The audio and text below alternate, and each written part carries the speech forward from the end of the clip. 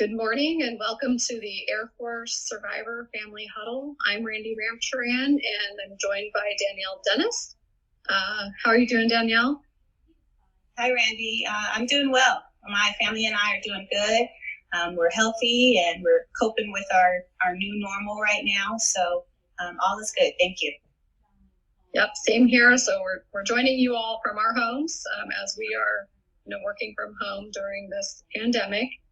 We wanted to join you all in Colorado during a summit that we were hoping to host, but due to the pandemic, we've had to postpone that. And we'll talk a little bit about that later, but instead of waiting for whenever we could meet in person, we thought we'd still come to you virtually. So we're here today to talk about some initiatives we've been working on and some resources for you during COVID-19. But let's start with some introductions of who we are. So Danielle, you want to kick us off with that? Okay. Yes, Danielle Dennis. I am one of two Air Force Families Forever program analysts at the Air Force's Personnel Center. My office provides operational oversight for the programs offered through your Airmen and Family Readiness Centers across the U.S. as well as overseas. One of those very important programs is Air Force Families Forever.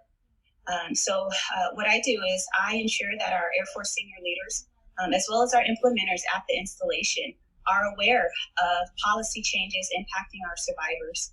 And then I also ensure that our Airmen and Family Readiness Center personnel are trained to support our AFFF families, either directly or through referral to the appropriate resources.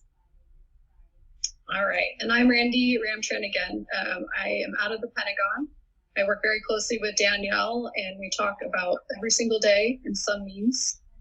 But I am the Air Force Gold Star and Surviving Family Member Representative.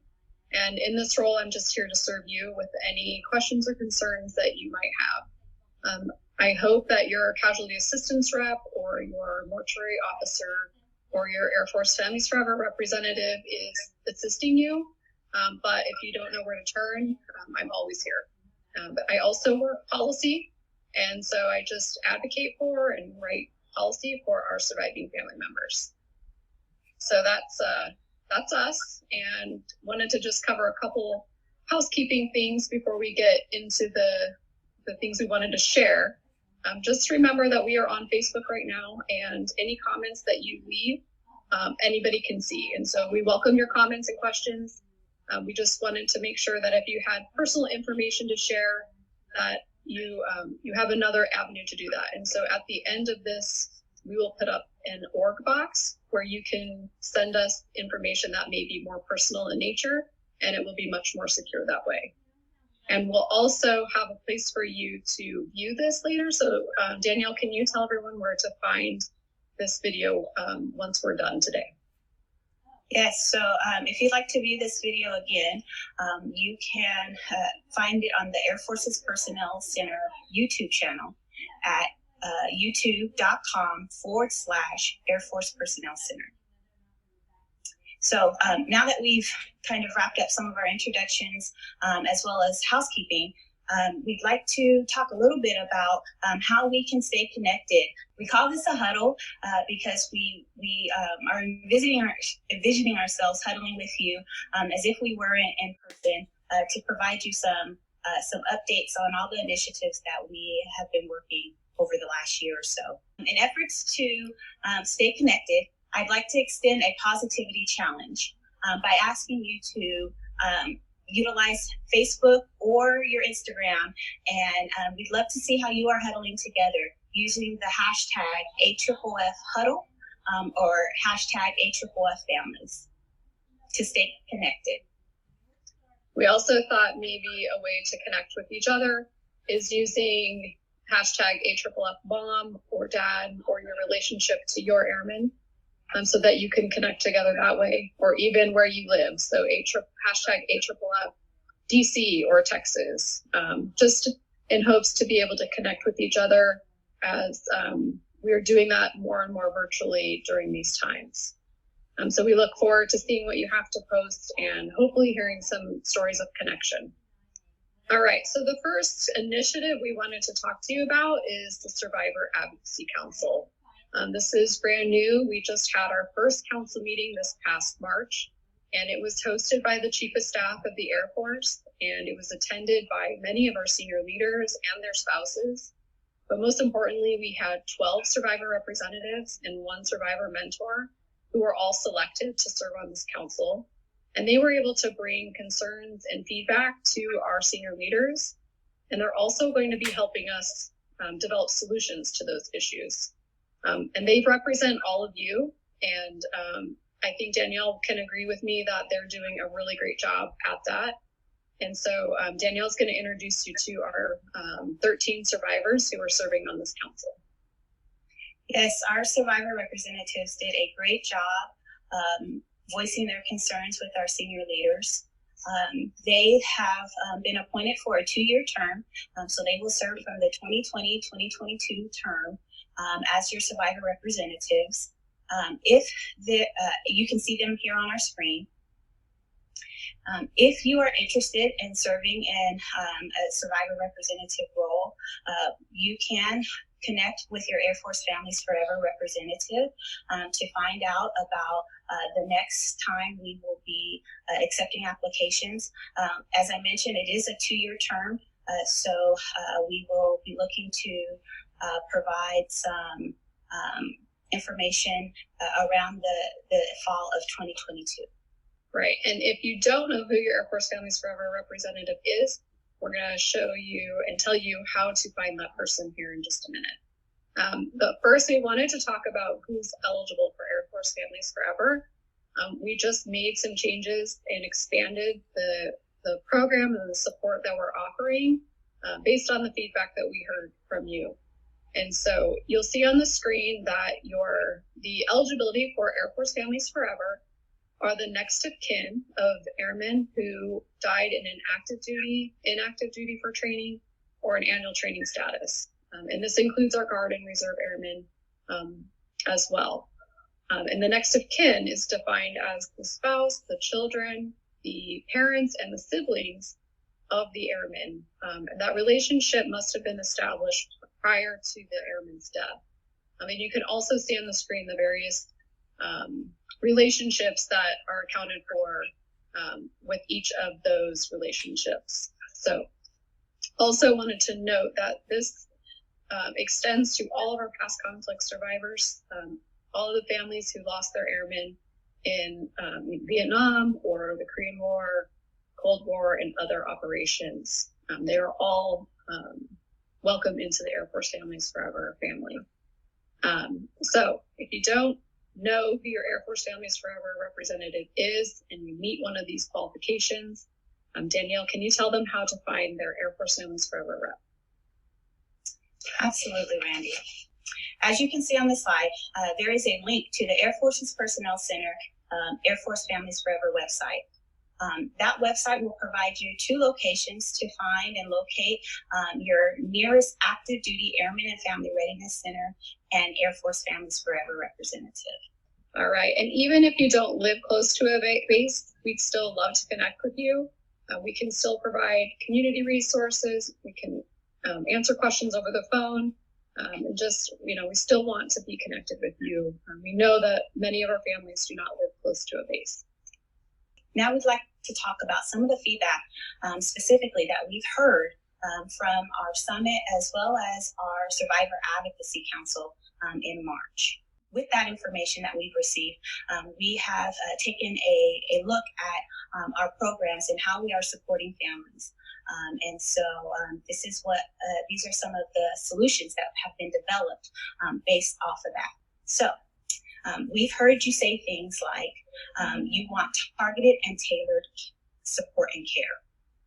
We've heard that you would like for us to offer resources more than once. We heard that we need to improve communication with our parents and siblings. And then we also heard that we need to improve communication in general with all functions supporting our surviving families. And then we also heard that we need to improve our tracking of our active duty members as they PCS or move from one installation to the next. So with that, Randy, can you talk a little bit about what we have developed in order to improve those items that I just mentioned? So we've got a lot going on to address these issues. One of them is the survivor care team. And you probably remember in the days and the weeks and the months after you lost your airman, there were many people there to help you. There was the casualty assistance representative, the mortuary affairs officer, the family assistance representative, the Air Force Families Forever representative, and the commander of your airman. And that's the survivor care team. But what we want to do with those people is to bring them together as a team to support you as a team. And we really feel that as that team works with the family, that we can improve the communication, we can improve the tailored care that we provide our families, and hopefully identify maybe some gaps where we're missing resources or information to the family. Another initiative we're working on is an integrated checklist. This ties in with that care team. It's a checklist for that care team to work through for each family member. And this gets to that personal and tailored care. It also gets at improving the care that we provide our parents and the siblings. And again, how we just provide the resources that you need. Another thing we're working on is a resource for our surviving family members that would include all the points of contact on their survivor care team, their names, their contact information, and a little bit about what they can help you with. And we hope that would help you navigate all the decisions, the paperwork that you're going through when you lose your airman. And then lastly, we're working on a case management system. And this really helps that care team really get out that tailored personal care. And it does it in an efficient manner using a system that we can all work together on. And these are all initiatives that are going to take us a lot of time. None of them are implemented at this point. We're still working on them. But we really feel confident that these are going to get at the feedback that you've given us. Thank you so much for sharing that feedback on how we are going to get after improving those services. All right, so let's switch gears, and we're going to talk to you about installation access. So you'll hear us use the term DBIDS. It stands for Defense Biometric ID System Card. It just is the card that we give out for installation access. We implemented installation access in 2017, but we have gotten a lot of feedback since then, and we have made a lot of improvements in this area. So some of the feedback we heard you say are that you would like access to the BX in the commissary, that you would like us to extend the installation access to all next of kin, regardless of the cause of death, and that we should provide clearer guidance on what you can and can't do with your installation access. So Danielle, can you walk us through all of those things and what we've done to address them? Yes, absolutely. So just this past April, Air Force has expanded installation access for all surviving family members who are identified as next to kin, and we provided that in the slide. And so as of right now, although BX and commissary privileges are not specifically part of that expanded services, we have been able to update policy to expand access to morale, welfare, and recreation, or MWR activities for our surviving family members. So some of those MWR activities may include the golfing center, the fitness center, information, tickets, and travel, as well as outdoor recreation. Those particular activities will look a little different on each installation. The commanders will approve what MWR services are authorized on their installation.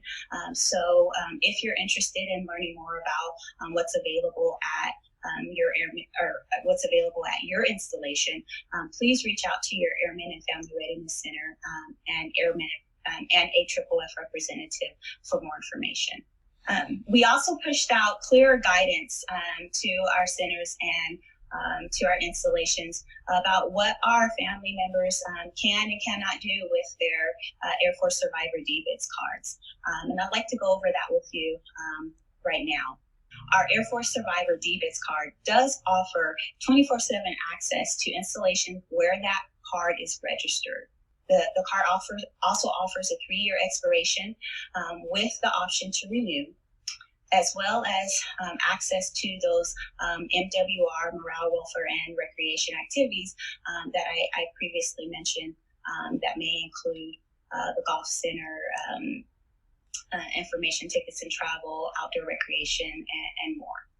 The Air Force Survivor DBIDS card does not authorize sponsoring or escorting of individuals over the age of 18, access to the installation above force protection or health protection Bravo level, or access to the BX, commissary, or medical facility privileges at this time.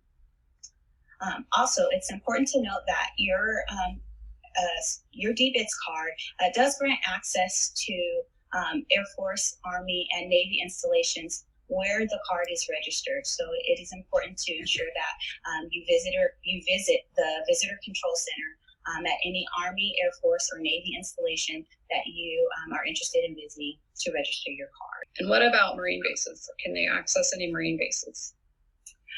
Right now, the DBIDS card does not authorize access to our Marine installations. Okay, and so some of our families listening probably don't have an installation access card, and this is new to them. So can you tell us how they can get one? Absolutely. So if you're interested in receiving or applying for a Air Force DBIDS Survivor card, you'd first want to contact your Air Force Families Forever representative. Let them know of your interest.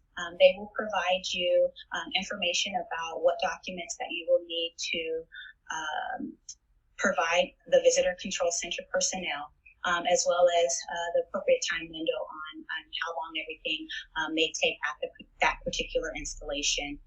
You will have to have a favorable background check return prior to access being granted. All right, and just a reminder that installation access is meant to provide you a connection back to your Air Force family, and hopefully encourage you to participate in any events that we have to honor you and your family, or remember your airmen. And so we will, at the end of this, post again how to find your Air Force Families Forever representative, so that you can make that connection if you'd like. Let's shift gears for just a minute and talk about some of the feedback that we've heard regarding educating our airmen and their families. So we've heard that we need to improve and educate our leaders as well as our airmen on things like updating their record of emergency data, or VRED, as well as updating records for their survivors group life insurance, or SGLI beneficiaries. We need to educate our airmen and families on estate planning. And then we also need to educate our base personnel, like our medical and gate guard personnel, on interacting with our surviving families. So we've got a few things that we've already implemented, but Randy will be able to tell you a little bit more about what else that we are doing to improve in those areas. So, education and training is an ongoing thing, and we will continue to evolve and improve this. But one thing that we have implemented in November of last year is financial readiness training for our airmen. And this is mandatory at many times across an airman's career. But one of the topics we cover is estate planning. We cover how to set up your bank accounts. We cover wills and trusts, updating your beneficiaries. And this training is mandatory for our airmen when they get married, when they get divorced, when they have their first child, and when they deploy. And these are all really important times to make sure that those documents are up to date and as current as can be. Other initiatives we're working on to address our airmen updating the VRED and their life insurance beneficiaries. We're updating commanders' call topics. We're creating video vignettes to help understand the importance of this. We're sending emails, and really our strategy here is to just get this information out as many ways possible so that we can make sure that people understand how important this is. And lastly, our Airmen and Family Readiness Centers on the bases will be working with their partners on the base, the security forces, gate guards, the medical personnel, to really help them understand who our survivors are, and that interaction that they may have with them. So that's all the feedback we had to go over today. As we meet again, whether it's in person or in another virtual huddle, we'll continue to let you know where we are and what's the progress we're making on these initiatives. Thank you, Randy, for bringing these issues to light and letting our families who are listening in know exactly what we are doing to advance the support of our surviving families. All right, so we've mentioned this summit a lot. Do you think we should talk about that? Yes, let's do it. Okay, so as we've mentioned many times, we wish we could be in Colorado this year for our summit. Right now, we have no date to reschedule, and we will continue to monitor what our leadership and the government is telling us about in-person meetings. So unfortunately, we don't have much to update right now. We did just want to tell you how to stay up to date on information regarding our summit in Colorado. Your Air Force Families Forever representative is always a good person to get the latest information, or you can like the Facebook page that we're on, the Airmen and Family Division page, and you can get your updates there. So again, the intent is that the summit will move around every year to different locations, but again, we'll keep you updated for 2020. COVID-19 has impacted us in so many ways, more than just this summit, and so we wanted to give you some resources that are out there for our surviving family members. Thank you, Randy. Yes, COVID-19 was unexpected, and it did temporarily change operations in many of our Airmen and Family Readiness Centers. However, I just want to confirm that our AFFF representatives are still here for you. They are still providing phone calls, emails, and as well as mail correspondence to try to stay connected with our families. So they are here for you, and we just want to make sure that you're aware of that. And one of the other ways that we are striving to stay connected with our surviving family members is just ensuring that they are connected to other community resources that they can tap into. And so we want to introduce two nonprofits that are really doing some amazing things during our COVID-19 pandemic. And the very first one is the Tragedy Assistance Program for Survivors. Our partners at TAPS provide comfort, care, and resources to all those grieving the death of a military loved one. During COVID-19, TAPS has strengthened their virtual presence by offering daily video gatherings and online seminars that survivors can attend regardless of their location. Additionally, TAPS has increased support to survivors through their care team, peer support, and emergency financial assistance services. Check out their website at the links above to find more up-to-date information and something that meets your needs. The second organization that we'd like to highlight is the Travis Manion Foundation. The Travis Manion Foundation is another nonprofit organization that seeks to empower veterans as well as families of the fallen heroes to ensure character education and development, which has led them to develop the suite of character education resources that can be utilized at home during COVID-19. As well as other resources to help maintain wellness during these very challenging times. So their information is also provided here on the screen. Please take some time to visit their website and see what they have available for you. Thank you. And we know that there's so many nonprofits out there who are providing amazing resources for all of our families. And so again, those are just two that we wanted to highlight today. All right, so that's about all we have to cover today. We just wanted to close with a few reminders. Again, if you don't know who your Air Force Families Forever representative is, the instructions to find that person are on the screen. So please do go look them up and get connected with them. And another reminder that even if you aren't close to a base, please do connect with them.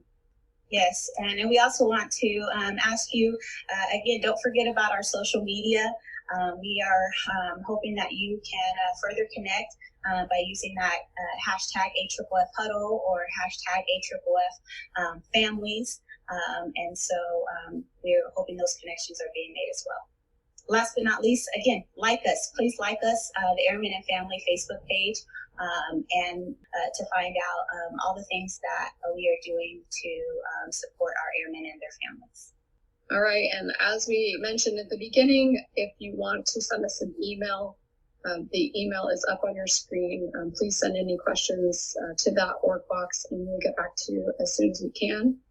We just want to say thank you for joining us today. We hope this information was helpful. And again, thank you for the feedback that you've given us to help us advance the support that we provide our families. All right. Wonderful huddle, everyone. Thank you.